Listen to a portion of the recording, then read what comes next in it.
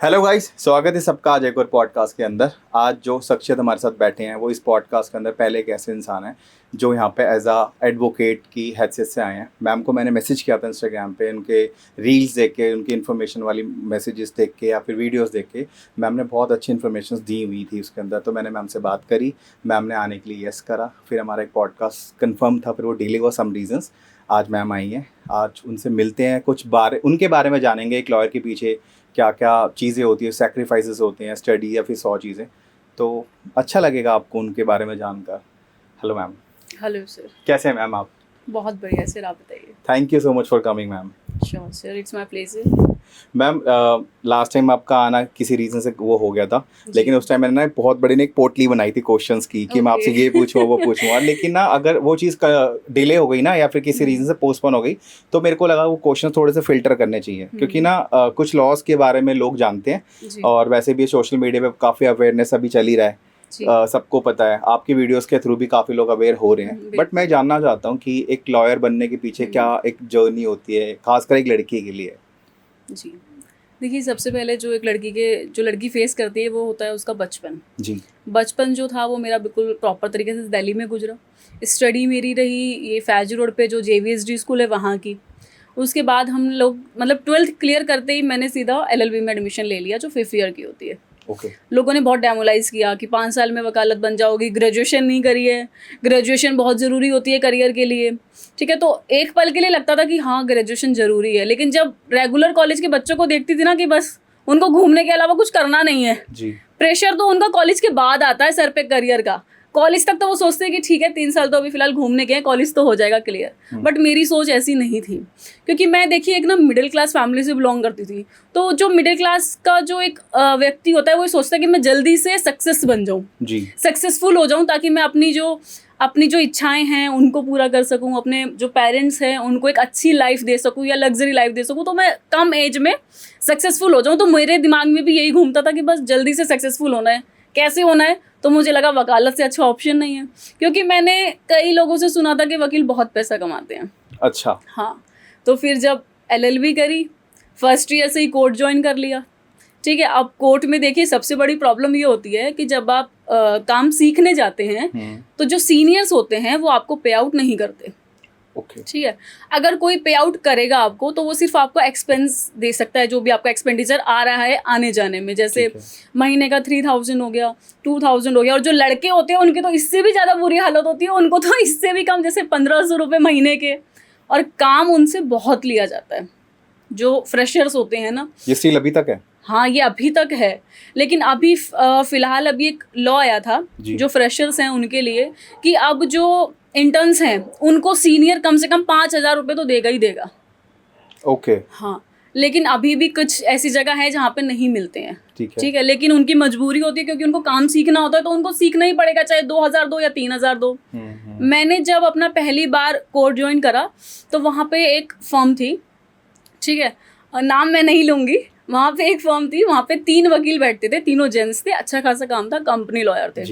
Company lawyer मतलब panel advocate जो कहते हैं, कि मतलब अगर कंपनी का कोई केस आएगा तो वो हम लड़ेंगे, बाकी हम अपना पर्सनल केस भी लड़ेंगे। तो वो ऐसे थे, वो दोनों काम करते थे। तो वहाँ पे थे 3 लॉयर, तीनों लॉयर का काम मैं सिर्फ अकेले करती थी, और मुझे महीने में मिलता था सिर्फ 3000 रुपीज़, जिसमें कि मुझे जाना होता था सुबह आई थिंक 9 बजे और मेरी छुट्टी होती थी 7:30 बजे। मैम, वो तीनों लॉयर का काम करने का रीज़न आपका क्या था इसके पीछे? मुझे काम सीखना था, डेडिकेशन थी। हाँ, मुझे काम सीखना था। और जब मुझे काम सीखना था ना तो मैंने पैसों को नहीं देखा, क्योंकि मुझे पता था कि यार मेहनत तो लगेगी ही लगेगी, बिना मेहनत के आपको सफलता नहीं मिल सकती जी। और पता है क्या होता है मोक्ष जी, मैं बताती हूँ कि जब आपको आपकी लाइफ में सब ठीक चल रहा होता है ना, आपको मजे आ रहे होते हैं, आप अच्छे से रह रहे होते हो, खुश होते हो आप, तो आप समझ जाओ कि आपको कुछ नहीं मिलने वाला। ठीक है, भगवान भी आपके मजे ले रहा है। लेकिन जब आपको पता है ना कि भाई हाँ अब हमारी ऐसी तैसी हो रही है, हम बहुत बुरी तरह घिसे जा रहे हैं, तो आप थोड़ा सा पेशेंस रखो कि आपको उसका फल ज़रूर मिलेगा। तो शायद 5 सालों तक या फिर 6 सालों तक मेरी कंडीशन भी कुछ ऐसे ही थी। ठीक है, अब जो लड़कियां बड़ी होती हैं तो उनके सामने एक प्रॉब्लम और फेस करनी होती है, वो होता है उनका शारीरिक शोषण जी। वो पल भी मेरी लाइफ में आया। वो कैसे आया? देखिए, जो भी डिपार्टमेंट हो, चाहे वो पुलिस डिपार्टमेंट हो, डॉक्टर्स का डिपार्टमेंट हो या फिर कोर्ट का डिपार्टमेंट हो, कोई भी डिपार्टमेंट हो, हर जगह पर ऐसे लोग होते ही होते हैं, आप इन लोगों से नहीं बच सकते। बट ये आपके ऊपर डिपेंड करता है कि आपका अपने ऊपर कितना कंट्रोल है। तो जब मैंने कोर्ट ज्वाइन करा, उसके मेरी मतलब 6 से 7 महीने बाद जॉब चेंज होती थी, ठीक है। अब मेरी फैमिली पूछती थी कि भाई जॉब इतनी जल्दी जल्दी क्यों चेंज हो रही है, आप एक जगह टिक के क्यों नहीं काम कर रहे हो। तो उसका सबसे बड़ा रीज़न ये होता था कि जो भी लोग होते थे आसपास के इन्वायरमेंट में, जैसे जो भी सीनियर्स होते थे, कुछ अच्छे भी होते थे जो सपोर्ट करते थे, लेकिन कुछ होते थे जिनको काम के साथ कुछ और भी चाहिए होता था, और वो चीज़ मुझे बिल्कुल पसंद ही नहीं थी। मतलब मुझे क्या, आई थिंक शायद किसी भी लड़की को ना पसंद हो, लेकिन मुझे पता था कि ये चीज़ें मुझे फेस करनी ही पड़ेगी और मैं इन सब चीज़ों से कब तक भाग सकती हूँ। ठीक है। तो फिर लोगों ने बहुत डिमांड करी, तो मैं क्या करती थी, वो जॉब को स्विच कर देती थी। हर 6 महीने बाद मेरी जॉब स्विच होती थी, और ऐसा करते करते मैंने एक पूरे कोर्ट को मैंने पहचान लिया था कि मतलब पूरे कोर्ट में मुझे जानते थे कि हाँ भाई एस नाम की एक लड़की है जो वर्क सीख रही है, क्योंकि मोस्टली वकील जानने लग गए थे। फिर ऐसे करते करते 5 साल निकाले। 5 साल के बीच में देखिए, जो एक वो मिडिल क्लास वाला जो सीन होता है ना, उनके पास सबसे बड़ी जो प्रॉब्लम होती है वो होती है उनकी फाइनेंशियल कंडीशन, ठीक है। तो जब मैंने LLB में एडमिशन लिया तो सबसे बड़ी प्रॉब्लम ये थी कि भाई फीस कैसे भरोगे, क्योंकि LLB की फ़ीस पर ईयर थी 40 to 45,000, ठीक है। और उस वक्त हमारे पास इतना था भी नहीं, तो सबसे बड़ी प्रॉब्लम फ़ीस कैसे भरेंगे। तो मेरी सिस्टर ने भी मेरे साथ ही वकालत करी थी, ठीक है। तो अब हमने सोचा कि फ़ीस भरनी है, तो हमने एक दिमाग लगाया, एक जुगाड़ बिठाया, जो कि सभी करते हैं। जिसको देखो कुछ करना है ना, तो उसको जुगाड़ करना पड़ेगा। श्योर मैम, सही। ठीक है, अगर आप सोचो कि मेरे पास नहीं है, नहीं हो रहा है, उसका हो रहा है, तो आपका होगा ही नहीं जब तक आप हाथ पैर नहीं मारोगे। हमने भी हाथ पैर मारे, तो कई लोगों ने कहा कि आप एक काम करो, आप सेविंग शुरू करो, कमेटी डालो। कमेटी डाल दी। कमेटी में जी 5,000 की कमेटी डलती थी 20 महीने की, और उसमें हमको मिलता था 1 लाख रुपए या फिर 2 लाख रुपए, समथिंग जितना भी आप डालना चाहते हो। तो 1 लाख में हमारी 2 साल की फीस कट आउट हो जाती थी आराम से। मतलब 45,000 थी तो 90,000 रुपए बनी, तो वो चली गई वहाँ से टेंशन फ्री। लेकिन कमेटी तो हम डाल देते थे, लेकिन उसको भरने के लिए बहुत प्रॉब्लम होती थी कि मतलब अब जॉब चेंज हो जाती है, फिर घर में भी बैठना पड़ता है, लेकिन हर महीने कमेटी भी देनी है 5,000 10,000 की। सही बात है, ठीक है। अब उसके लिए भी हमने फिर दिमाग लगाया। उसके साथ साथ मैंने इवेंट मैनेजमेंट का काम शुरू किया, ठीक है। इवेंट मैनेजमेंट का काम मैं अपने बिहाफ पे भी करती थी, जो मेरे पार्टनर्स थे मैं उनके साथ भी करती थी, और ये काम मैंने पार्ट टाइम शुरू किया। मतलब सुबह से शाम तक मैं जाती थी कोर्ट, और नाइट में मैं जाती थी इवेंट मैनेजमेंट पे, ठीक है। तो वहाँ पर क्या होता था, वहाँ पर मतलब हर तरह का काम होता है, और ये मेरे लिए अच्छा भी था, क्योंकि वहाँ पर मुझे क्लाइंट डीलिंग समझ आई, है ना। वहाँ पर मुझे मैनेजमेंट समझ आया, वहाँ पे मुझे पैसा समझ आया कि लोगों के पास कितना पैसा और उसे कैसे लोग इन्वेस्ट करते हैं, या फिर पैसा कैसे कमाया जाता है। और जब मैं इवेंट मैनेजमेंट में गई ना, तो मेरी भूख और बढ़ गई सक्सेस होने के लिए। क्यों? क्योंकि मैं वो सारे सपने देखने लगी थी जो मुझे पूरे करने थे जी।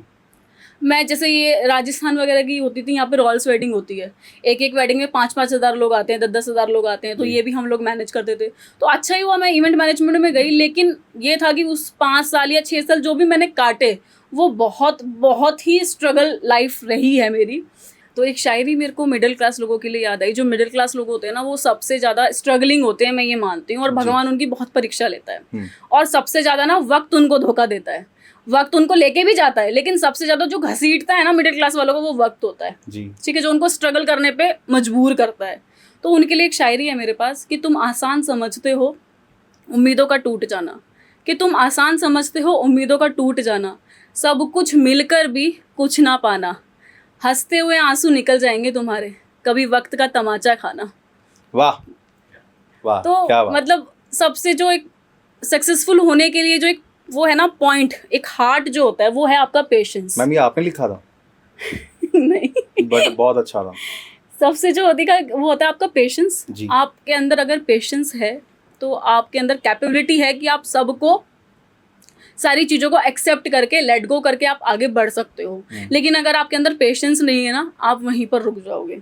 क्यों? क्योंकि आपका पेशेंस खो जाएगा, गुस्सा आएगा, तकलीफें बढ़ेंगी, टेंशन्स बढ़ेगी, और आप उसी में फंस जाओगे, आप ऊपर नहीं निकल सकते। तो अगर आपको सक्सेसफुल होना है ना, तो आप ये समझ लो कि भाई हाँ कोई बात नहीं, ये प्रॉब्लम है आई कैन फेस, ये प्रॉब्लम है आई कैन फेस, मैं कर सकता हूँ, मैं करूँगी, और मुझे करना ही है। और सबसे बड़ी बात है ना सर कि आप अपने पास ऑप्शन मत रखो। लाइक जैसे कि मान लीजिए कि कुछ लोग होते हैं कि यार अगर ये नहीं हुआ ना, गवर्नमेंट जॉब वाले मैं बताती हूँ, अगर ये एग्जाम नहीं निकला ना, तो ये तो निकाल ही लूँगा, अगर ये नहीं हुआ तो ये तो निकल ही जाएगा, ठीक है। अगर आपके पास ऑप्शन है ना, तो आप कहीं भी नहीं टिकोगे। सही है। अगर आपको पता है ना कि भाई मुझे वकील बनना है और मुझे अच्छा वकील बनना है, तो मुझे अच्छा वकील ही बनना है।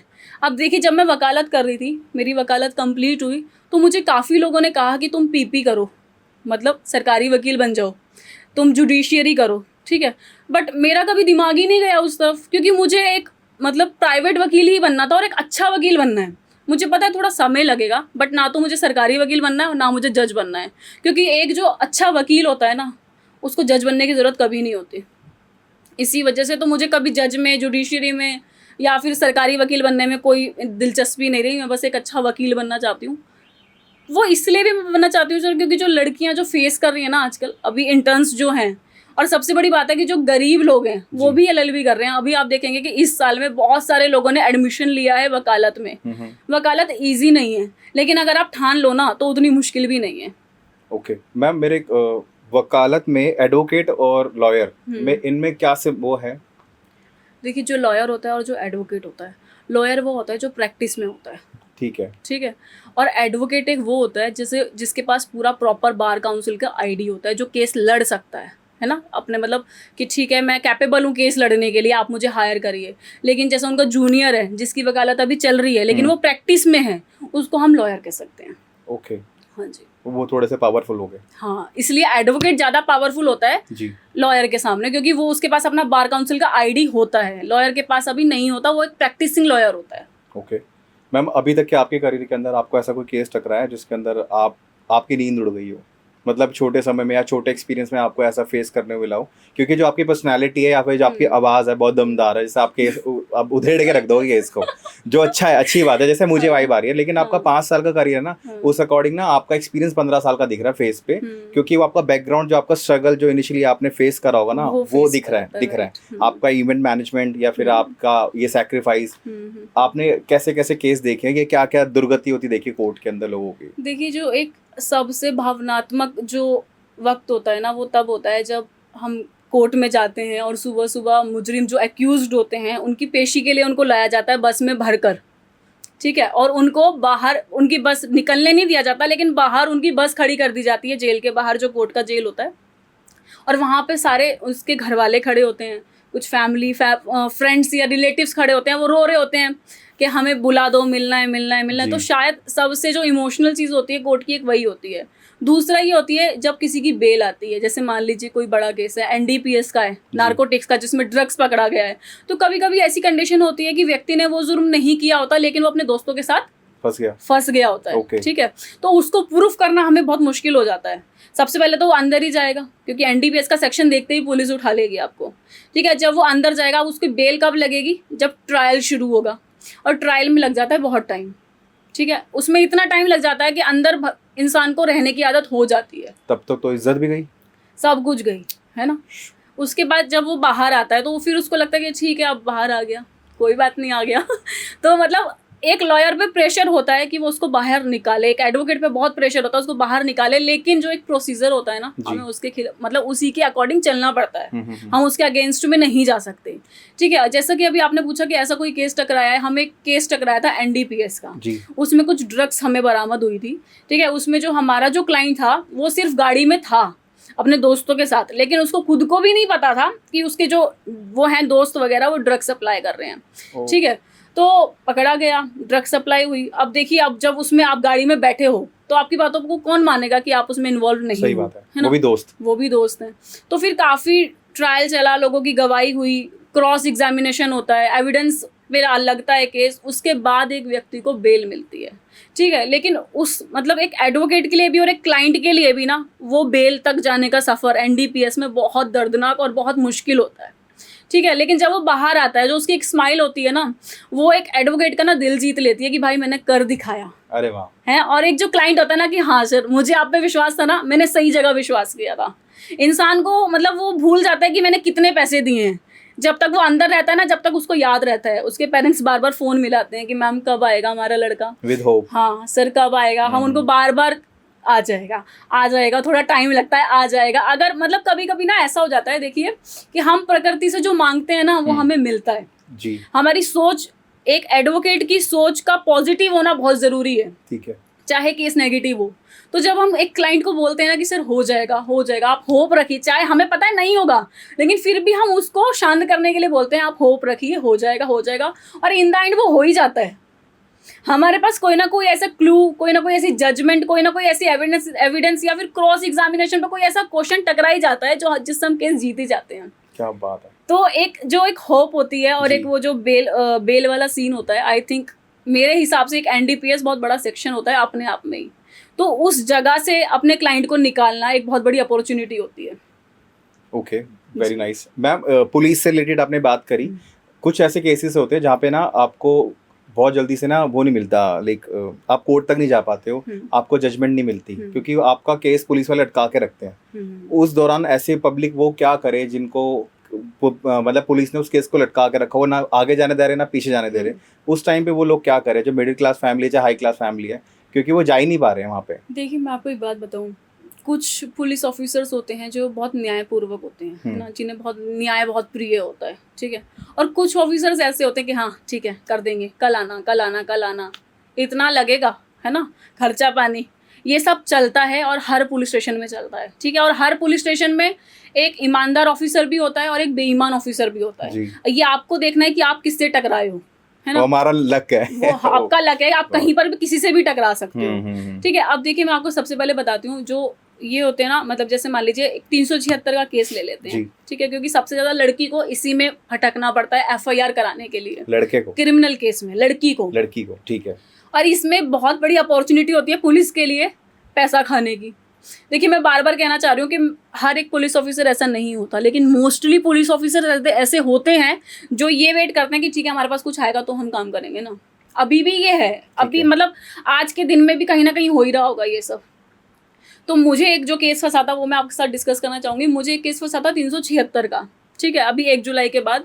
उसमें यह था कि लड़के ने लड़की को झूठा बहाना किया शादी का और उससे फिजिकल रिलेशन क्रिएट किए, ठीक है। अभी जो बीएनएस हमारा आया है, जो नया कानून आया है 1 जुलाई से, भारतीय साक्ष्य अधिनियम, उसके तहत अगर कोई भी लड़का किसी लड़की से झूठा बहाना करता है शादी का और उससे संबंध बनाता है और बाद में उससे शादी नहीं करता है तो उसको डायरेक्ट 10 साल की सजा होगी। ओके, सीधा 10 साल की सजा होगी, ठीक है। और देखिए पहले लोग क्या करते थे, एंटीसिपेटरी बेल ले लेते थे बाहर के बाहर, लेकिन अब कोर्ट ने क्या कर दिया कि आपको एंटीसिपेटरी बेल तभी मिलेगी जब लड़की बयान देगी। लड़की के बयानों पे निर्भर करेगा कि आपको बेल मिलेगी या नहीं मिलेगी। पहले ये नहीं था, पहले तो आपने एंटीसिपेटरी बेल लगाई, आर्गूमेंट्स करी और आपके वकील बेल ले गए, लेकिन अब आपकी बेल वकीलों के आर्गूमेंट्स पे नहीं, अब आपकी बेल लड़की के बयानों पे डिपेंड करेगी। तो वो जो 376 का केस था, उस लड़की ने लिखा सब कुछ, पुलिस स्टेशन गई, वहाँ पे उन लोगों ने कम से कम 10-15 दिन लगा दिए, उसकी एफआईआर नहीं हुई, ठीक है। बहुत मतलब ये था कि मान लीजिए उसकी लड़के की शादी भी हो गई किसी और जगह, लेकिन उसकी एफआईआर रजिस्टर्ड नहीं हुई। उसके बाद एसीपी के पास मिलने गई, एसीपी से उसको मिलने नहीं दिया गया। तो इस तरीके की बहुत सारी प्रॉब्लम्स जो है ना, बहुत सारी प्रॉब्लम्स एक आम आदमी को झेलनी पड़ती है पुलिस स्टेशंस में। और मैं तो ये कहना चाहूँगी कि इतना व्यक्ति कोर्ट के धक्के नहीं खाता जितना वो पुलिस स्टेशन के धक्के खा लेता है कोर्ट तक आने में, क्योंकि उसको कोर्ट में आने ही नहीं दिया जाता, क्योंकि पुलिस वाले एक जगह से बहुत सारी पेमेंट ले लेते हैं कि चलो ठीक है। कभी कभी आपने देखा होगा कि कोई एफआईआर रजिस्टर्ड होती है तो वो एफआर में कन्वर्ट हो जाती है, फाइनल रिपोर्ट में कन्वर्ट हो जाती है। वो कैसे होती है जी? हमारा जो कानून है वो तो नहीं देता आपको कि किसी को एफआर में कन्वर्ट कर दो या फिर किसी व्यक्ति का नाम एफआईआर से हटा दो। जिस व्यक्ति ने जो जुर्म किया है उसका नाम एफआईआर में होना चाहिए, ये कानून है, लेकिन पुलिस वाले क्या करते हैं, एफआईआर होने से पहले ही अपोजिट पार्टी से कुछ भी, जो भी आप रिश्वत लगा लो या कुछ अमाउंट लगा लो या खर्चा पानी लगा लो, वो ले लेते हैं और जो मेन व्यक्ति है उसका नाम वहां से हटा देते हैं। और ऐसा नहीं कि 10-20 हज़ार में ये काम हो रहा है, 1-1 लाख में, 2-2 लाख में, 2.5-2.5 लाख में भी लोग देते हैं। क्यों? क्योंकि उनको बचना होता है। मैम ऐसे तो बंदे फंसते हैं और कुछ बच भी जाते हैं। तो ऐसे में उनका सॉल्यूशन क्या है? उनका सॉल्यूशन यही है कि देखिए, अगर पुलिस आपकी किसी भी तरीके से कोई कार्रवाई नहीं कर रही है तो हर डिपार्टमेंट के ऊपर भी एक डिपार्टमेंट होता है, ठीक है। या तो आप एसीपी के पास जाइए अपनी प्रॉब्लम लेके, अगर एसीपी के पास नहीं जा सकते हैं या वो सुनवाई नहीं कर रहे हैं तो आप डीएसपी के पास जा सकते हैं। अगर एसीपी और डीएसपी भी आपकी नहीं कर रहे हैं सुनवाई, या आपको लग रहा है कि मेरी किसी भी तरीके से कोई हेल्प नहीं हो रही है, तो आप डायरेक्ट कोर्ट में भी अपनी एक एप्लीकेशन लगा सकते हैं कि सर ये एसएसपी को आप डायरेक्शन दीजिए कि हमें ये शक है कि पुलिस वाले मिल चुके हैं और हमारे केस की किसी भी तरीके से लीगल प्रोसीडिंग नहीं हो रही है। तो मैं चाहता हूं कि आप एसएसपी को डायरेक्शन दें और वो हमारा केस देखे। तो इस तरीके से जो कोर्ट होगा, जो मजिस्ट्रेट होगा, वो एसएसपी को डायरेक्शन देगा कि भाई देखो इनके केस में क्या चल रहा है, FIR क्यों नहीं हुई है या क्या प्रॉब्लम हो रही है।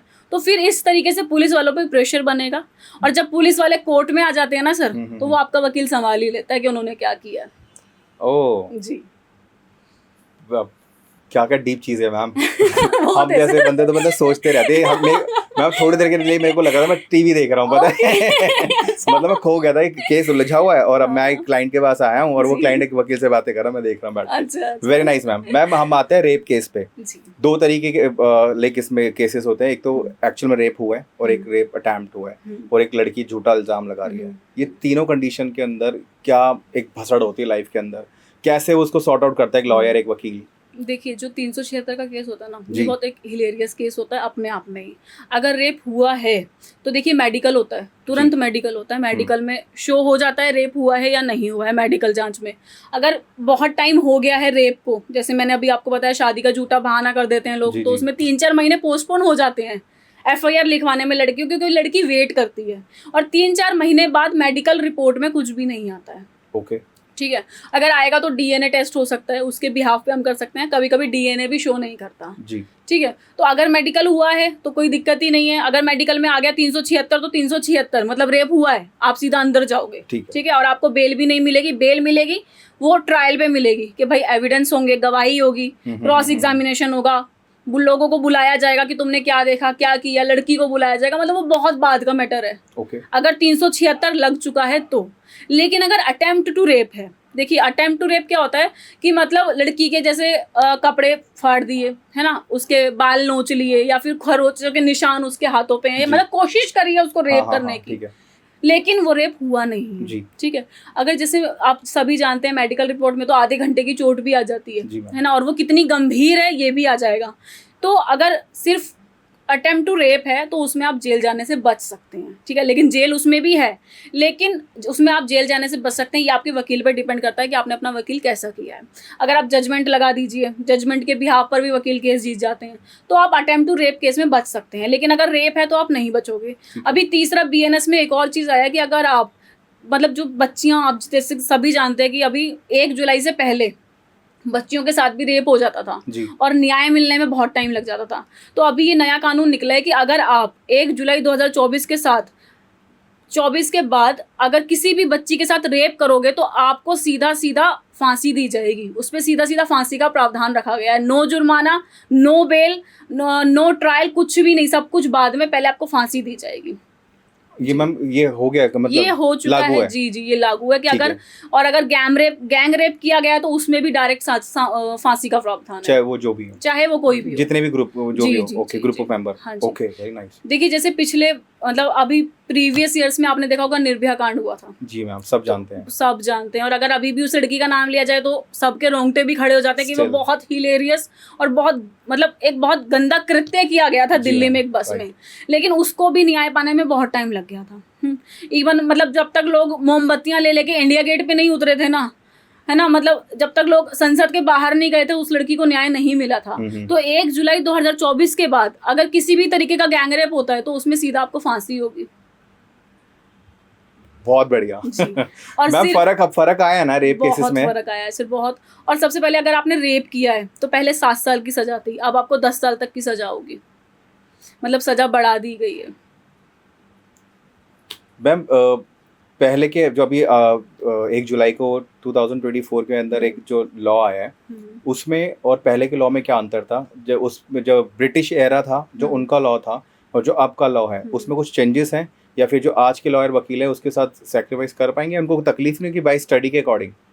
देखिए सर, मैं आपको एक बात बताना चाहती हूँ कि हमारी जो IPC है जी, इंडियन पेनल कोड है ना, उसमें बहुत कुछ सेक्शंस ऐसे थे जिसमें ब्रिटिश की डेफिनेशन दी गई थी, है ना, एलिजाबेथ की डेफिनेशन दी गई थी।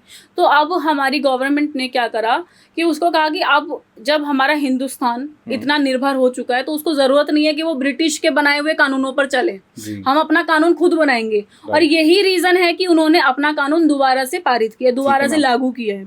ठीक है, अब BNS में उन्होंने क्या क्या किया, देखिए वैसे तो बहुत सारे बदलाव उन्होंने किए हैं BNS में। ठीक है, अगर हम देखें तो बहुत टाइम लग जाएगा, लेकिन उसमें जो सबसे मतलब नोटिस पॉइंट जो है वो ये है कि पहले लड़कियां क्या करती थी, झूठे रेप केस में लड़कों को फंसा देती थी।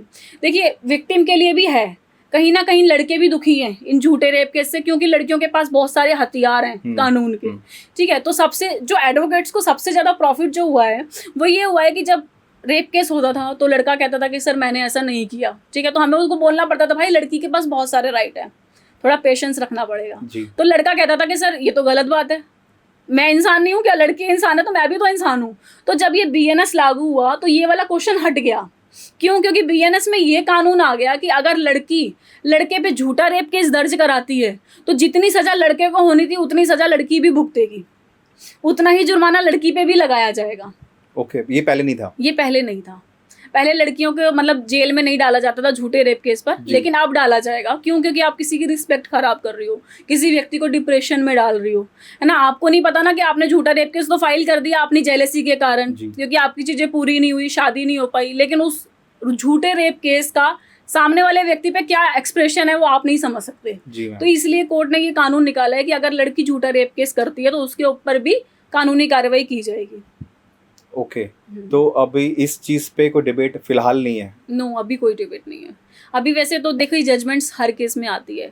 अभी पीछे जजमेंट एक मद्रास हाई कोर्ट की आई थी कि उसमें एक झूठा रेप केस लगा दिया था लड़की ने, जिसमें लड़का 4 महीने जेल में रह के आया था, ठीक है। फिर वो बाहर उसके वकील ने हाई कोर्ट में लगाई अपनी जमानत में ये निकला कि ठीक है लड़के को जमानत कर दी जाती है और ये केस एक फॉल्स रेप केस में आता है।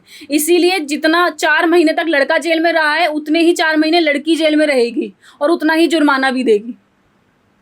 बहुत सही जी।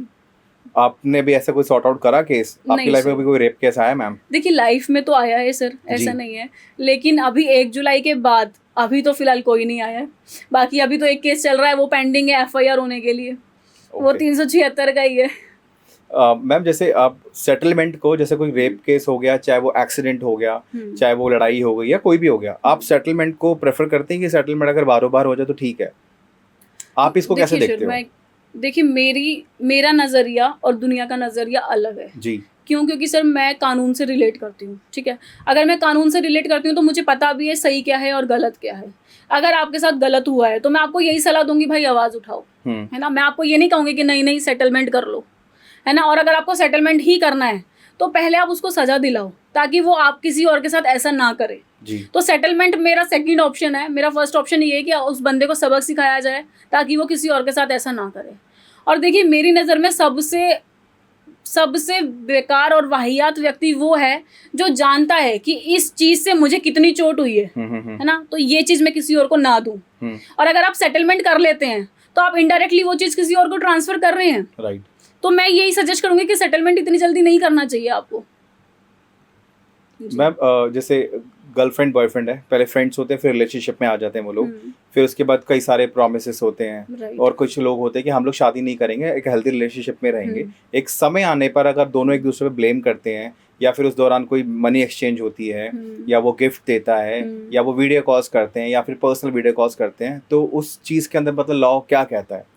देखिए अब तो लॉ ये भी कहता है कि अगर आपने अपनी गर्लफ्रेंड पे जितना भी पैसा इन्वेस्ट किया हो, अगर आप उसे क्लेम करते हैं, है ना, तो अगर वो कानून की नज़रों में है देने लायक तो उसको लड़की को वापस करना पड़ेगा। अच्छा, ठीक है, पहली बात।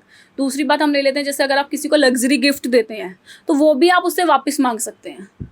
क्योंकि देखिए आपने किस चीज़ में दिया? लव रिलेशनशिप में, जब तक आप उससे प्यार में थे।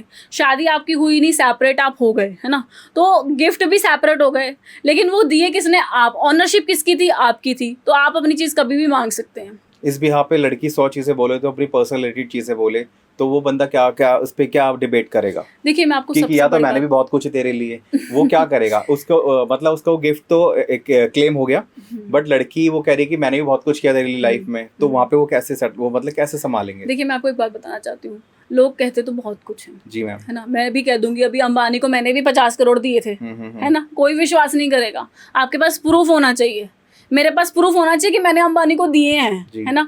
ऐसे ही लड़कियां भी बहुत कुछ कह देती हैं कि भाई मैंने ये सेक्रीफाइस किया, मैंने वो सेक्रीफाइस किया, और लड़कियां करती भी हैं, लेकिन उसका प्रूफ अपने पास रखना बहुत ज़रूरी है। और ये बात मैं लड़कियों के लिए भी कहूँगी और लड़कों के लिए भी कहूँगी।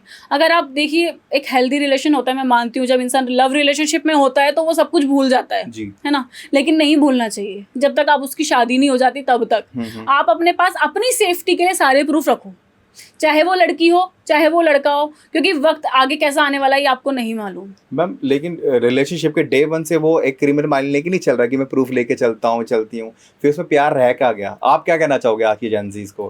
देखिए मैं सबसे पहले यही कहना सपोज चाहती मैं हूँ, हूँ, आई एम सॉरी हाँ, इंटरप्ट कर रहा कोई हूँ, बात सपोज नहीं। मैं हूँ कि मैं एक लड़के के साथ रिलेशनशिप है, हम लोग फ्रेंड्स हैं, हम मुझे पता मैं जल्दी कमिटेड हो जाऊंगा, अगर मैं प्रूफ इकट्ठे करने के माइंडसेट से चल रहा हूँ तो फिर मैं गलत कर रहा हूँ या फिर वो लड़की गलत कर रही है? देखिए मैं आपको एक बात बताना चाहती हूँ, आजकल कोई भी इतना नासमझ नहीं है कि जी। उसको समझना है कि सामने वाला कैसा चल रहा है ना? अच्छा, अगर आपका यूज किया जा रहा है तो वो आपको पता होगा कि भाई हाँ मेरा यूज किया जा रहा है, मुझे पता दिस है, इज आंसर, मुझे राइट। लेकिन अगर आप जानबूझ के यूज हो रहे हो तो वो आपकी गलती है, वो हम भी गलत है, वो आप गलत। सही बात है मैम। देखिए सबको पता होता है कि सामने वाला मेरे लिए लॉयल है, अगर है तो कितना है और नहीं है तो कितना है, ठीक है। लेकिन अगर आपको पता है ना कि लॉयल है और आप उसके साथ क्रिमिनल माइंड से चल रहे हो तो ये तो आप ही गलत कर रहे हो, ठीक है। ठीक है। लेकिन मैं यही कहना चाहूंगी कि सबसे पहले अगर आप किसी भी हेल्दी रिलेशन में हो तो आप आंखें बंद ना करें, पहले देखें कि वो आपके लिए भी हेल्दी है या नहीं है, है ना? लेकिन अगर आपको पता है कि भाई ये तो कुछ भी कर सकता है मेरे साथ, ठीक है मैं इसके साथ लव करता हूँ, प्यार करता हूँ, रिस्पेक्ट करता हूँ, लेकिन मेरा एक पर्सनल ऑरा भी तो है ना, मुझे उसको भी सेव करना है, राइट, है ना? तो सबसे पहले आपकी मानसिकता है, आप सामने वाले व्यक्ति को पहचानिए कि वो आपके लिए कैसा है, और अगर आप उसके साथ प्यार में हैं, उसके साथ कुछ गलत नहीं करना चाहते, किसी भी तरीके की क्रिमिनल प्रोसीडिंग नहीं करना चाहते, तो आप उसको अपने से दूर कर दीजिए, प्यार से। जी, नमस्ते कर दो। Very good ma'am. एक चीज़ मैं पूछना चाहता हूँ कि कहते हैं कि शादी के बाद जब सेपरेट होते हैं तो लड़के की आधी मनी एलिमनी के तौर पे लड़की को दी जाती है, अगर उसकी प्रॉपर्टी उसके नाम पे ना होके किसी और के नाम पे, जो फैमिली में कोई भी हो, मॉम डैड भाई बहन, तो वो लड़की को किस तरीके से उसको डिस्ट्रीब्यूट करेगा? उतना ही देना पड़ेगा या फिर वो जो उसके नाम है वो देना पड़ेगा? देखिए मैं आपको इस पे बताना चाहूँगी कि एक वाइफ है वो अपने हस्बैंड से सेपरेट हो रही है जी, इन द एंड जब डिवोर्स की डिग्री आती है तो कुछ अमाउंट उसको दिया जाता है, ठीक है, या फिर कुछ प्रॉपर्टीज उसको दी जाती है, और एक एलिमनी एक वाइफ का राइट होता है, ठीक है। आपकी प्रॉपर्टी चाहे किसी के भी नाम पर हो, ठीक है, अगर आपकी प्रॉपर्टी किसी और पर ट्रांसफर है तो इट्स मीन ये नहीं कि आपकी वाइफ का राइट खत्म हो गया, आपकी वाइफ का राइट उस पर पूरी तरीके से है, पूर्ण अधिकार है आपकी बीवी का आपकी प्रॉपर्टी पे, लेकिन ये डिपेंड करेगा कि आपकी इनकम कितनी है, आपकी सेविंग्स कितनी है। कोर्ट जो भी ऑर्डर करेगा वो देखेगा कि भाई अगर आप मान लीजिए महीने का 50,000 रुपये कमा रहे हैं या 1 लाख रुपए कमा रहे हैं और आपकी बीवी सक्षम नहीं है उतना कमाने के लिए, तो कोर्ट ये ऑर्डर कर सकती है कि अपनी सैलरी का आधा भाग इसको देगा, और अगर तेरे पास इतनी प्रॉपर्टी है या नहीं है तो अगर तू प्रॉपर्टी बनाएगा तो भी तू उसको इतनी देगा इन फ्यूचर। ओके, तो यानी कि अभी सपोज कि मैं एग्जांपल के तौर पे एक लड़का लड़की है, शादीशुदा है, अब वो सेपरेट हो रहे हैं, अब उसकी प्रॉपर्टी उसकी मम्मी या भाई के नाम पे, तो उसके रिलेशन के अंदर कौन से बंदे के लिए वो कंफर्म है कि इनकी प्रॉपर्टी से उसकी प्रॉपर्टी, लाइक मदर फादर बहन भाई तो हो गए, सिर्फ उन्हीं के जो ब्लड रिलेशन है उन्हीं का हिस्सा दे सकते हैं उनको? कहने का मतलब नहीं शरद, मेरा कहने का मतलब ये है कि जो देखिए ससुराल की प्रॉपर्टी पे बहू का कोई हक नहीं होता, अच्छा, ठीक है। अगर उसका हक होता है, ये लॉ कहता है? हाँ ये लॉ कहता है, अच्छा, कि अगर एक ससुराल में उसकी मतलब जो बहू है वहाँ की, उसका अपने ससुराल पक्ष की प्रॉपर्टी पे किसी भी तरीके का अधिकार नहीं है। अगर उसका अधिकार है, अगर वो क्लेम करना चाहती है, या तो वो अपने हस्बैंड के थ्रू कर सकती है उस प्रॉपर्टी को क्लेम, या फिर अपने बच्चों के थ्रू कर सकती है, लेकिन एक वाइफ का पूर्ण अधिकार होता है अपने पति की प्रॉपर्टी में। जैसे मान लीजिए अगर पति के नाम पे कोई प्रॉपर्टी है, ठीक है, 50% है, तो उसका 25% ऑटोमेटिकली वाइफ को ट्रांसफर है। ओके, और अगर हस्बैंड ये क्लेवरनेस दिखाते हैं कि वो प्रॉपर्टी अपनी मदर के नाम या फिर फादर के नाम मतलब ट्रांसफर कर देते हैं, तो कोर्ट इतनी पागल नहीं है ना। अगर आप प्रॉपर्टी नहीं दोगे तो आपको अमाउंट देना पड़ेगा डबल, जो भी इस वक्त आपके पास है और जितनी भी क्वांटिटी में है उसका आधा आपको देना पड़ेगा, चाहे वो आपकी प्रॉपर्टी हो चाहे वो आपका पैसा हो। मैम अभी ना ये हार्दिक पांड्या का बहुत ज्यादा अभी टॉपिक चल रहा था कि मैंने मदर के नाम पे कर दी तो मैंने देना नहीं पड़ा 50%, तो वो ह्यूमर है या रियलिटी है? सिर्फ ये पूरा केस एक तरीके से रूमर था। ये रूमर कैसे था ये आपको मेरे हस्बैंड बताएंगे, क्योंकि उनको क्रिकेट की बहुत नॉलेज रहती है, तो मैं उनको इनवाइट करना चाहूँगा। सर प्लीज आप बता दो प्लीज, मैम चाहते हैं कि आप बताओ इसके बारे में प्लीज। सर प्लीज आपका नाम? Sir my name is Vikas. Okay Vikas sir, thank you. Vikas Chaudhary sir, ma'am ने बोला कि आप ज़्यादा बेटर डिस्क्राइब कर पाएंगे, प्लीज़ बताओ। सर हार्दिक पांड्या का जो सीन था वो कुछ ऐसा था कि आईपीएल के टाइम में हार्दिक पांड्या की इमेज बहुत डाउन हो चुकी थी, क्योंकि उनका परफॉर्मेंस बहुत अच्छा नहीं जा रहा था। पहले मुंबई इंडियंस टीम को Rohit Sharma as a captain support करते थे, ठीक है, लेकिन इस बार उन्होंने कैप्टन चेंज करके हार्दिक पांड्या को बना दिया। तो इस बार सीन ये हुआ कि मुंबई इंडियंस टीम सबसे पहले टीम से बाहर हो गई, ओके, आईपीएल से बाहर हो गई, जिसकी वजह से उनकी इमेज बहुत डाउन जाने लगी। फिर सीन क्या हुआ कि जो जनता थी उनका सपोर्ट ना घटने लग गया हार्दिक पांड्या को। तो फिर उन्होंने एक प्लानिंग की अपनी वाइफ के साथ मिलके कि हार्दिक पांड्या की इमेज को सुधारने के लिए हम उनका सारा फोकस कहीं और शिफ्ट करते हैं। तो उन्होंने ना एक र्यूमर फैला दिया कि डाइवोर्स का सीन चल रहा है दोनों के बीच में। ठीक है। तो उनकी वाइफ ने ऐसे ऐसे सीन किया, ऐसे ऐसे एलिमनी की डिमांड करी है। तो जनता ना उनकी वाइफ के खिलाफ चली गई और हार्दिक पांड्या को सपोर्ट करने लगी। फिर सीन ये हुआ कि वर्ल्ड कप आ गया फिर, और हार्दिक पांड्या उसमें क्या थे, उप कप्तान थे। तो उसमें उन्होंने ना अपना परफॉर्मेंस अच्छा दिया इसकी वजह से, क्योंकि जनता फिर से उन्हें सपोर्ट करने लगी। ओके। फिर सीन ये हुआ कि इंडिया वर्ल्ड कप जीत गई, ठीक है, हार्दिक पांड्या को उनकी इमेज वापस मिल गई। और जब इंडिया वर्ल्ड कप जीत गई उसके बाद क्या हुआ कि इन्होंने ना अपना सीन, जो ये डाइवोर्स वाला सीन था, ये इन्होंने खत्म कर दिया। इन्होंने बोल दिया कि दोनों के बीच में पैचअप हो गया है, अब ऐसा कोई सीन नहीं है। तो इससे ये हुआ कि हार्दिक पांड्या की इमेज भी हो गई और दोनों का डाइवोर्स भी नहीं हुआ। और जनता भी ये चीज भूल चुकी है कि ये एक पब्लिकली स्टंट था। ये एक पब्लिक स्टंट था, अब इसे ये कह सकते हैं। ये तो बहुत गलत है मैम। इलीगल है सर। ये तो बहुत गलत है। मेरे को तो अभी तक बिलीव नहीं हो रहा है, मुझे इतनी बड़ी बात नहीं पता सर। वैसे आपने बहुत सही कहा मैम ने, आपने सही डिटेलिंग बताई है आपने। ठीक है सर, अपना एक पब्लिसिटी स्टंट है, इट्स ओके। वर्ल्ड कप आ गया, कोई बात नहीं। ओ ये तो वही हो गया, यही सबसे बड़ी अचीवमेंट है सर कि वर्ल्ड कप आ गया। इसके आगे इसलिए किसी ने कंप्लेंट भी लॉन्च नहीं करी। अगर हार जाते तो फिर डिवोर्स हो जाता। ये तो वही हो गया ना, सुबह का बोला शाम को घर आ गया। Sorry Babu. God. Sir thank you so much ma'am. वो सच में ऐसी था, मेरे को नहीं पता था कि एक ये पब्लिसिटी स्टंट है, ये बात नहीं पता थी मुझे। तो मैम ये कर सकते हैं ऐसा स्टंट, कोई भी कर सकता है? नहीं सर, देखिए अगर इसके बिहाफ पे कोई कंप्लेंट फाइल कर दे, हाँ, तो कोर्ट इसको बहुत स्ट्रिक्टली तरीके से लेगी, क्योंकि उन्होंने एक लॉ का गलत सहारा लिया। हाँ, क्योंकि इस तरीके से कोर्ट का समय भी खराब किया है उन लोगों ने, जो कि एक अपने आप में ही अपराध है। आप ऐसी मतलब कोर्ट को मैनिपुलेट नहीं कर सकते हो, क्योंकि ऑलरेडी बहुत केसेस पेंडिंग है कोर्ट में, और ऊपर से आप अपनी रिस्पेक्ट के लिए कोर्ट को मैनिपुलेट कर कर आप अपना उल्लू सीधा कर रहे हो, तो ये भी एक तरीके का अपराध ही किया है। बट उन पे कंप्लेंट कौन करेगा? राइट मैम, सही कह रहे हो। इलीगल वर्क तो किया है उन लोगों ने। आप मैम कैसे देखते हो आज की नज़र में? आप मोहल्ले में लड़ाइयाँ बहुत हो रही है, बहुत ज़्यादा लड़ाइयाँ हो रही है। सर अगर आप मेरी नजरों की बात करोगे मैं तो चाहती हूँ और हो, क्योंकि हमारा काम तो वहीं से है। वही डॉक्टर वाली चीज, पेशेंट ज्यादा है। बिल्कुल बिल्कुल सही है मैम, सबको अपने प्रोफेशन के लिए केयरेबल होना चाहिए। देखिए मैं आपको एक बात बताना चाहती हूँ, मेरी जो नजर है ना वो ये कहती है कि आने वाले फ्यूचर में जी है ना, सबका धंधा चौपट होने वाला है, सिर्फ वकीलों का धंधा चलेगा। पूछिए कैसे? वो इस तरीके से, क्योंकि अभी इतने क्राइम्स बढ़ रहे हैं, आगे चल के तो और बढ़ेंगे ही, कम नहीं होंगे, आगे चल के बढ़ेंगे ही। तो एक अगर आप वकालत कर लेते हैं ना, बस ये है कि आपको थोड़ी मेहनत करनी पड़ेगी, स्ट्रगल करना पड़ेगा नॉलेज गेन करने में। लेकिन अगर आपने एक बार नॉलेज गेन कर ली तो आपसे ज़्यादा स्मूथ किसी और का प्रोफेशन नहीं हो सकता आने वाले फ्यूचर्स में। ओके जी, ये किसी भी कैटेगरी के लोग आपके पास आ सकते हैं। बिल्कुल। प्रॉब्लम सबसे ज़्यादा मार्केट में। एक बात मैं आपको बताना, एक फॉर एग्जांपल हम ले लेते हैं, सपोज करिए एक जो मजिस्ट्रेट है जी, ठीक है, कई बार मजिस्ट्रेट पकड़े जाते हैं, मतलब कोई घूस लेते हुए पकड़ा जाता है ना, कोई रिश्वत लेते हुए पकड़ा जाता है, तो उसका केस कौन लड़ता है? वो मजिस्ट्रेट है, खुद भी तो लड़ सकते हैं, लेकिन वो नहीं लड़ते, उनको भी एक वकील चाहिए।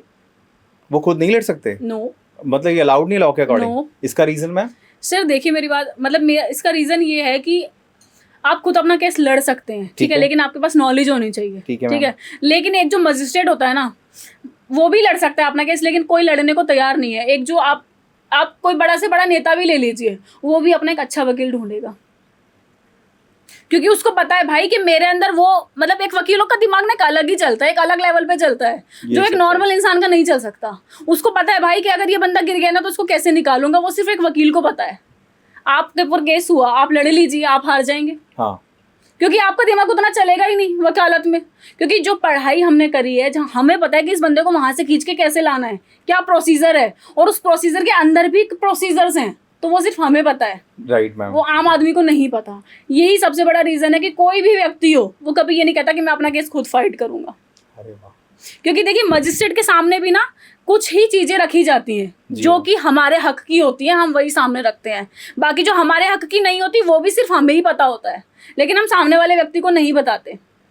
ठीक है, हाँ जी। मैम स्कूल के अंदर जो बच्चे होते हैं, बच्चों को कभी टीचर पिटाई कर देते हैं, चाहे गवर्नमेंट स्कूल हो चाहे प्राइवेट स्कूल हो, उस पे आपकी क्या सोच है कि टीचर्स को मारना चाहिए अगर वो ऐसा बच्चे साथ प्रताड़ित करते हैं, लेकिन उनको ये करते हैं, तो उनके साथ केसेस होना क्या लाजमी है उनके लिए? देखिए मेरे पास अभी प्रीवियस टाइम में एक केस आया था, एक बच्चे का केस था और उसके टीचर्स ने उसको इस तरीके से मारा था कि उसके कान में छेद हो गया था, इंजरी हो गई।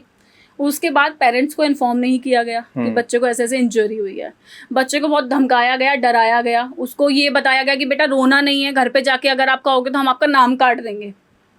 लेकिन जो बच्चा होता है ना, वो जब अपने पेरेंट्स के पास गया तो वो इमोशनल हो गया। तो उसके पेरेंट्स ने देखा कि उसके कान में से ब्लडिंग हो रही है, ब्लड निकल रहा है। तो वो लोग स्कूल पहुंचे।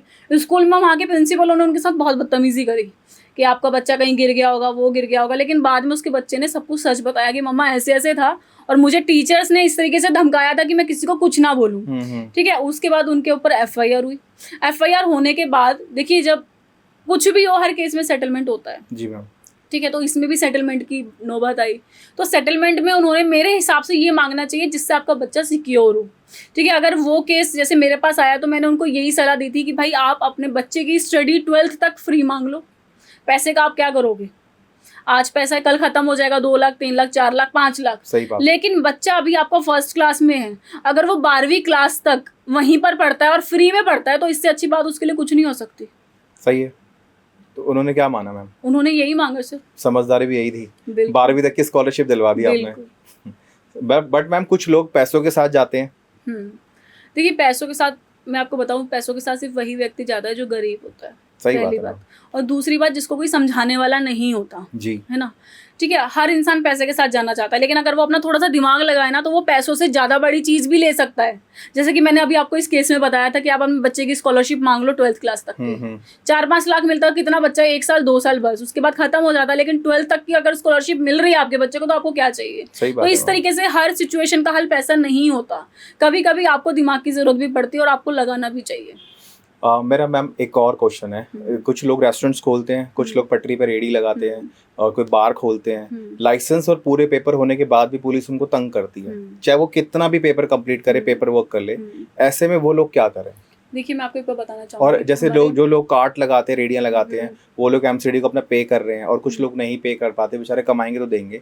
तो ऐसे में वो लोग क्या करें? क्योंकि एक बहुत तगड़ी अफवाह आती है कि कमेटी आ रही है और मैम वो बहुत गलत तरीके से उनका सामान लेके चले जाते हैं। वो गरीबों का बड़ा लॉस होता है। तो आप उनको क्या कहना चाहोगे, क्या करें वो लोग ऐसे? देखिए सबसे पहले मैं बताना चाहूँगी, जो ये पटरी बाजार लगता है हमारे यहाँ पे, या फिर जो दुकानदार या रेडी लगाते हैं लोग, आपको पता होगा हर जगह पे, ठीक है, मतलब बिल्कुल सामने दिखाई दे या ना दे, लेकिन पीछे से पुलिस उनसे हफ्ता लेती ही है। ठीक है। हर किसी से हर हफ्ते लेती है तो किसी से हर महीने लेती है। और ऐसा नहीं कि सबसे सेम हफ्ता लिया जा रहा है, हर किसी से उसकी आय के हिसाब से लिया जा रहा है। अगर कोई किसी को 2,000 रुपये बच रहा है तो उससे 500 रुपये या फिर 400 रुपये लिए जाते हैं। लेकिन अगर किसी को 50,000 बच रहा है तो पुलिस उससे 10,000 भी ले रही है कि मतलब उसको कितना बच रहा है हम उसी हिसाब से मांगेंगे। ठीक है।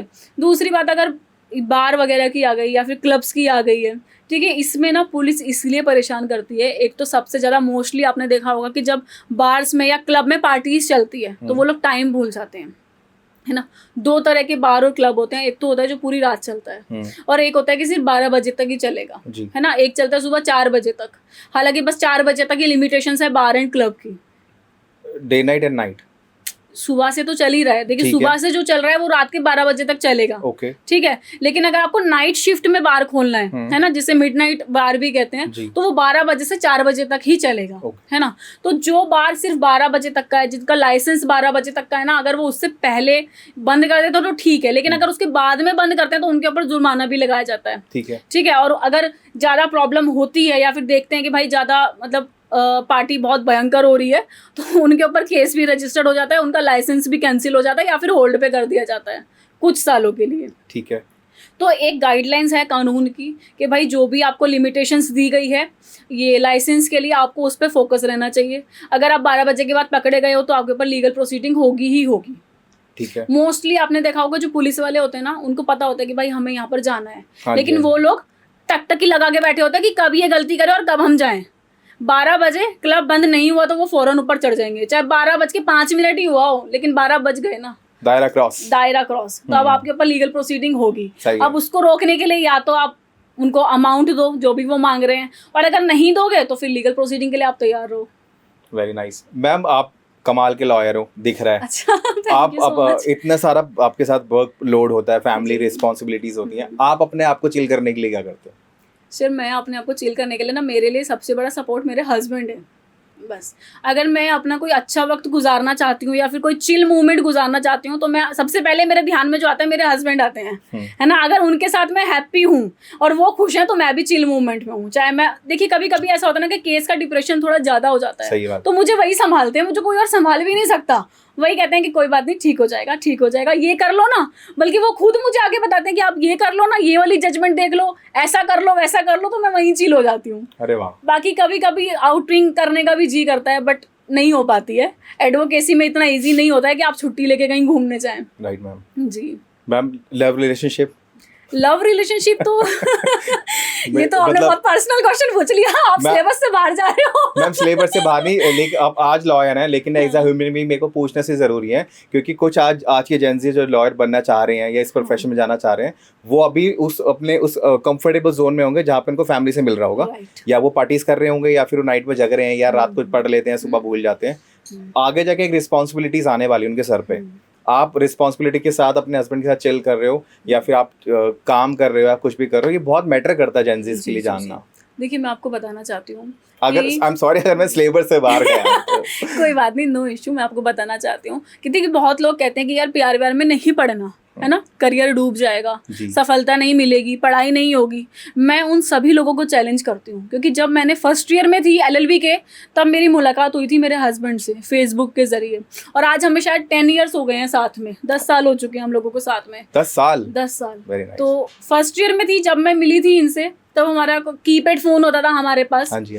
मिडिल क्लास फैमिली से बिलोंग करती थी, तो लैपटॉप वगैरह नहीं थे, जहाँ पर काम करती थी उन्हीं के कंप्यूटर में चैटिंग करती थी, ठीक है। तो सुबह ऑफिस जाने का क्रेज होता होगा ना? सुबह ऑफिस जाने का क्रेज होता था, छुट्टी नहीं होती थी क्योंकि बात करनी होती थी, तो जॉब भी ठीक चलती थी और लव रिलेशनशिप भी ठीक चलता था। तो लव रिलेशनशिप चलता रहा, लेकिन मैंने कभी भी अपने करियर को ना टेक इट ईजी नहीं लिया, ठीक है। लेकिन मुझे पता था कि ठीक है ये प्यार है, इसको समय देना है, बट मुझे अपने करियर को भी समय देना है जी। मतलब मेरे दिल में ना कभी ये नहीं आया कि मैं लड़की हूँ यार शादी कर लेती हूँ, हस्बैंड है तो सही, उसका फर्ज है कमा के खिलाने का। नहीं, मुझे हमेशा ही रहता था कि मुझे कुछ बनना है, मुझे मेहनत चाहे जितनी मर्जी करनी पड़ जाए, लेकिन मुझे अपने पैरों पे खड़ा होना है। मैं चाहती हूँ कि लोग मुझे जब देखें ना तो बस वो देखते ही रह जाएं कि उन्होंने क्या देख लिया। जब मैम आप लॉयर बनने चाह रहे थे, अब आपको फैमिली में पता चला, रिलेशन पता लगा, जलने वाले सबसे पहले आते हैं हम मिडिल क्लास फैमिली के लोग जो होते हैं ना, जब उसमें लड़की लड़का कुछ अचीव करने वाले हैं, तो उस टाइम आपके सैक्रिफाइस जो थे आपने उनको प्रूफ करके दिखाया, तो आज उनका बिहेवियर कैसा आपके साथ? देखिए मैं आपको बताना पलटी क्या होगा ना सब कुछ एकदम से, मारी बेटी ऐसा हुआ होगा मैम? बिल्कुल सर, देखिए मैं आपको बताना चाहूँगी, आजकल पैसा सभी के पास है जी मैम, है ना, लेकिन बहुत कम लोग हैं जिनके पास इज्जत है और सम्मान है ना, जो लोग सर उठा के चल सकते हैं। मतलब अगर आप कहीं जाइए तो लोग 2 मिनट की लड़ाई में आपका सब कुछ खोल देंगे जी, है ना, लेकिन अगर मुझसे किसी को बात करनी है ना तो अब उसे सोचना पड़ता है कि मेरे सामने उसको क्या बोलना है। पहले हमें सोचना पड़ता था कि हम इसके सामने क्या बोले कि ये तो हमसे ज़्यादा है, हमसे ज़्यादा कमा रहा है और वेल एजुकेटेड है, बट अब मुझे ऐसा लगता है कि हाँ बेटा आ जाओ मैदान में आप ही के लिए बैठी हूँ। Very nice, ठीक है। दूसरी बात, जेलेसी की बात आपने करी है। देखिए जेलेसी ना सबको होती है जी, बट टचवुड मेरी मदर ने कभी मेरे अंदर ये चीज़ पनपने नहीं दी, और मेरे अंदर नहीं, मेरे भाई बहनों में भी नहीं है। मतलब ना हमारे अंदर चालाकी है, ना हमारे अंदर जेलेसी है, और जो हमारा मतलब बहुत ही कैजुअल नेचर है हम लोगों का। हम लोगों को ना किसी को डेमोलाइज करना ही नहीं आया कि हम लोग नीचा दिखाएं किसी को। अभी क्या होता है जेलेसी का, मैं आपको एक एग्जांपल देना चाहूंगी। सपोज करिए आप कुछ भी नहीं थे, अब आप बहुत कुछ बन गए, लोगों ने आपका स्टेटस देख लिया लेकिन आपको रिप्लाई नहीं किया, वो जेलेसी है। देख के इग्नोर करना कि हाँ ठीक है ये जेलेसी है। अगर वो आपका शुभचिंतक होगा, वेल विशर होगा, आपको कांग्रेट्स जरूर करेगा, कांग्रेचुलेशन यार बहुत बड़ी अचीवमेंट करी। लेकिन अगर उसने आपको देख के इग्नोर कर दिया तो इट्स कॉल्ड जेलेसी। राइट, बहुत बढ़िया मैम, आपसे बात करके बहुत मजा आया। पॉडकास्ट बहुत लंबा खींच सकता है नो डाउट, लेकिन मैम आपका एक्सपीरियंस जान के बहुत अच्छा लगा। एक मिडिल क्लास फैमिली से मैनेजमेंट, फिर आपकी इतनी सारी नॉलेज, आपके जो मैम आपका, मैं लास्ट क्वेश्चन बोल गया, अभी आपका फाइनल माइंडसेट क्या, आपका फ्यूचर प्लान क्या है? देखिए मेरा फ्यूचर प्लान सर यही है कि एक तो मुझे बहुत सक्सेसफुल लॉयर बनना है जी। शायद मेरे पास अभी ज्ञान की कमी हो, और मुझे पता भी मेरे पास अभी ज्ञान की कमी है, मैं अभी उतनी बड़ी नहीं हुई हूँ। हाँ। कुछ लोगों के लिए मैं बहुत बड़ी हूँ और कुछ लोगों के लिए मैं कुछ भी नहीं हूँ, और अगर मैं अपनी नज़रों में देखूँ तो मुझे ये लगता है यार अभी तो मेरे पास कुछ भी नहीं है, बहुत मेहनत करनी है, इतनी मेहनत करनी है ना कि अगर मेरे नसीब में नहीं है ना तो ऊपर वाला मजबूर हो जाए देने के लिए। और अगर राम जेठामलानी जी तो नहीं बनना है लेकिन अभी इस वक्त मैं पानीपत में सेटल्ड हूँ, तो मैं यही चाहती हूँ कि आने वाले 5 सालों में पानीपत की हर कंपनी में मेरा नाम ज़रूर होना चाहिए, एक ब्रांड होना चाहिए कि लीगल लॉपीडिया कौन है, सबको पता होना चाहिए कि हाँ भाई लीगल लॉपीडिया ये है, इसकी ऑनरशिप ये चला रही है जी। जय माता दी। Thank you so much. जय माता दी। मैम जाने से पहले कुछ कहना चाहेंगे आप मेरी ऑडियंस से? बस मैं यही कहना चाहूँगी, देखिए संघर्ष करिए और पेशेंस रखिए। अगर आपने इन दोनों का हाथ पकड़ रखा है ना तो आपको सक्सेसफुल होने से कोई नहीं रोक सकता। और सबसे बड़ी चीज़ है निरंतरता, वो अगर आपके पास है तो आप भूल जाइए कि देखिए आपका नसीब या आपकी किस्मत चमकती है लेकिन टाइम लगता है। आप किस्मत के भरोसे मत बैठिए, आप मेहनत कीजिए। अगर आप मेहनत करेंगे ना तो किस्मत मजबूर हो जाएगी आपको चमकाने के लिए। आप ही सोचेंगे कि मैं इस मंदिर चला जाता हूँ, उस मंदिर भगवान है, भगवान को अपने साथ रखिए, लेकिन भगवान भी ये कहता है तू कुछ करे तो मैं दूं। सही बात है ना, तो कुछ करो। उनका अगर काम ब्लेस्ड करना है। हाँ उनका काम ब्लेस्ड करना है, लेकिन मेहनत आपकी है। कहते हैं 99% मेहनत रहती है इंसान की और 1% लक रहता है। तो अगर आपने 99% मेहनत कर ली ना तो वो 1% लक आपके साथ जुड़ ही जाएगा। पहले आप 99% मेहनत कीजिए। Very nice ma'am, thank you so much ma'am UCS में आने के लिए, इतना प्यारा एक्सपीरियंस शेयर करने के लिए, अपनी लाइफ बताने के लिए। और आपने थोड़ा प्रोफेशनल बात करा, थोड़ा आपने पर्सनल बात करा, अच्छा लगा। Thank you so much ma'am आने के लिए। ओके गाइस, आई थिंक आपको मज़ा आया होगा, पता लगा होगा कि मिडिल क्लास फैमिली से कोई भी आके कुछ भी बन सकता है अगर आप में जज्बा है तो। मैम से बात करके सबको मज़ा आया होगा। यूसीएस तुम्हारा चैनल है, आओ कॉन्टैक्ट करो, सब्सक्राइब करो, क्योंकि चैनल कॉमन बंदों के लिए। Love you, bye ma'am, thank you so much.